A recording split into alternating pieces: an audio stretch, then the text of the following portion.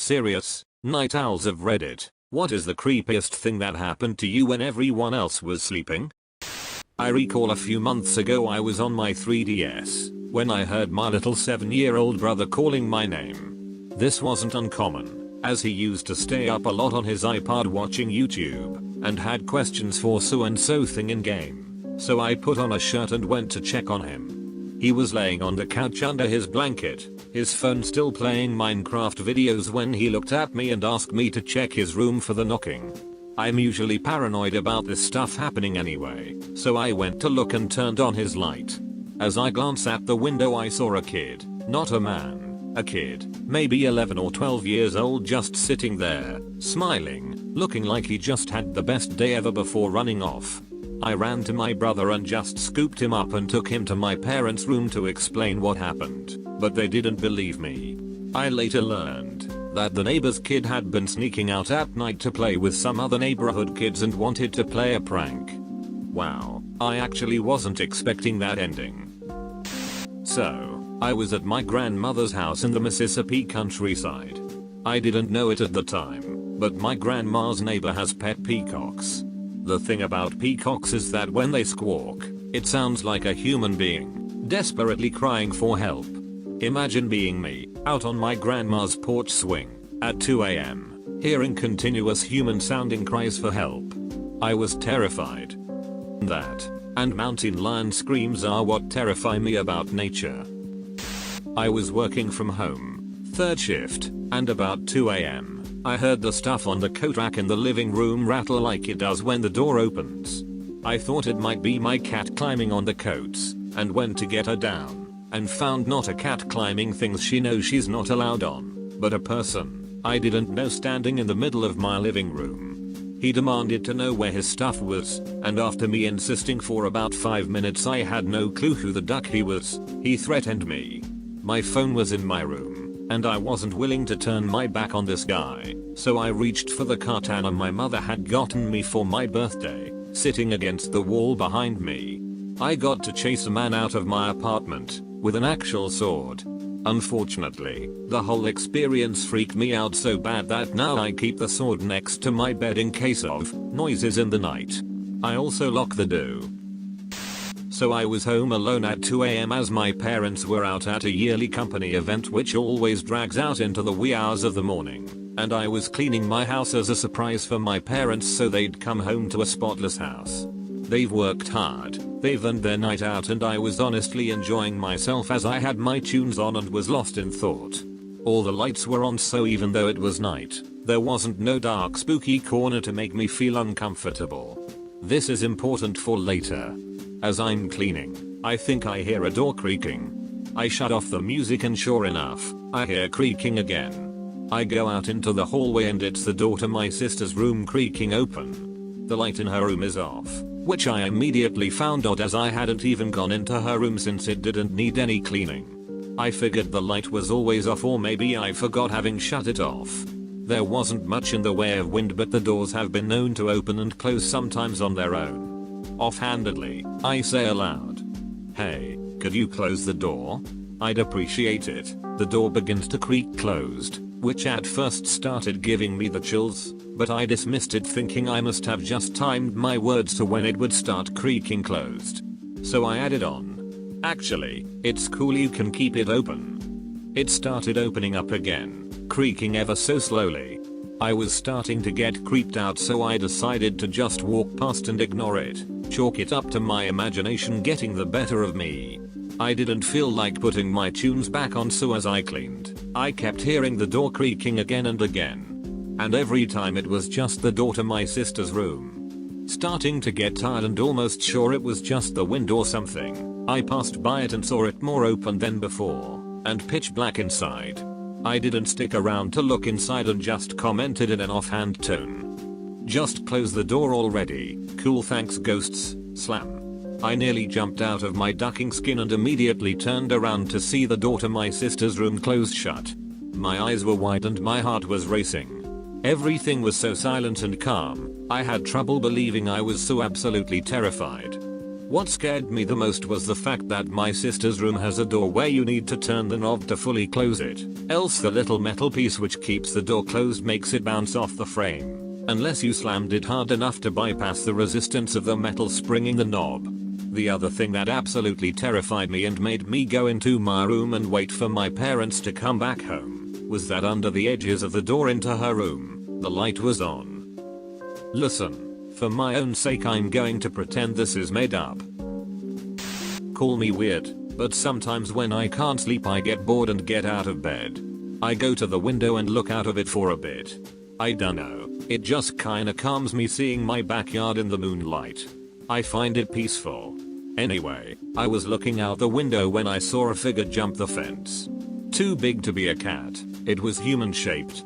The person made the motion with their head that they were looking around frantically, then they hid behind a bush. I was petrified. For what seemed like an eternity, they stayed there. Then they ran to the other side of the backyard and jumped that fence over into my neighbors. I never knew who it was or what they were doing. I always suspected that maybe they were being chased or something. It just really freaked me out. So back when I was living way out in the countryside, I used to have to drive a good 20 minutes just to get to a county maintained road, and then another 40 minutes into the city to go to school and work. I'd go to school in the mornings and then work with a video production company filming weddings and bar mitzvahs and such. The events tended to run well past midnight, and then we'd have to break down and transport all the gear, lock up the shop, and then it'd be an hour of driving to get back to my girlfriend's family's home, way out in the ranch land. I'm driving home one night probably 2 or 3 AM, exhausted and probably in need of a tall glass of water if you follow, and I get to the end of the pavement and start blasting down this tiny dirt road, in that real country dark where all you can see is a little cone of headlight. Mesquite bushes and desert grass make this sort of wall on either side of the road, so it's like driving down a little chute of scraggly little branches, and I'm coming around this corner, when up in the road is this ducked up looking thing. I slam on the brakes and shoot this wall of dust out ahead of me, but through the dust sitting centered in the beam of my headlights is this white, hunched figure. It has long legs and haunches like a jackrabbit, but it's a good 4 feet high and kinda lumpy, like an illustration from those scary stories books, and I am terrified. It kinda rocks a little bit and shivers, and I'm looking at this thing and it makes no sense at all the way it's shaped. I stare at it for a good minute, just idling in the middle of this road trying to make up some kinda story to myself to explain what the hell I'm looking at, but I am completely stumped. So I start creeping the car forward, and as I'm getting close enough to see the shapes of its muscles and the shine of fur, the thing hops up, and the bit I thought looked like a head with a long ear stretches up and out, changing its whole shape like something out of the thing, and I about screamed.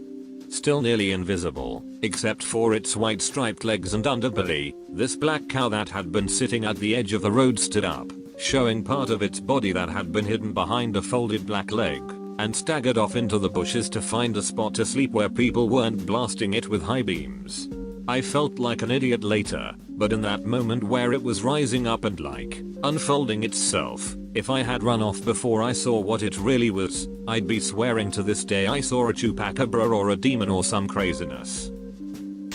I worked overnights at a gas station, well lit, considered it my home away from home, treated everyone nice except one person who assaulted me one time for declining her card, except I can't decline it manually, so anyway, first things first, I'm mopping the backroom area as a above and beyond thing for my boss, used to even clean the ceiling vents, like I said, home away from home, and I come out to the front counter where the cigarette drawer that has all the cartons is hanging open. I immediately think I got robbed, so I lock the front doors to go in the back room to check the security footage. On the camera, the drawer opens on its own, which isn't possible, since they'll shut on their own if left partially open, ensuring they only stay open if pulled all the way out.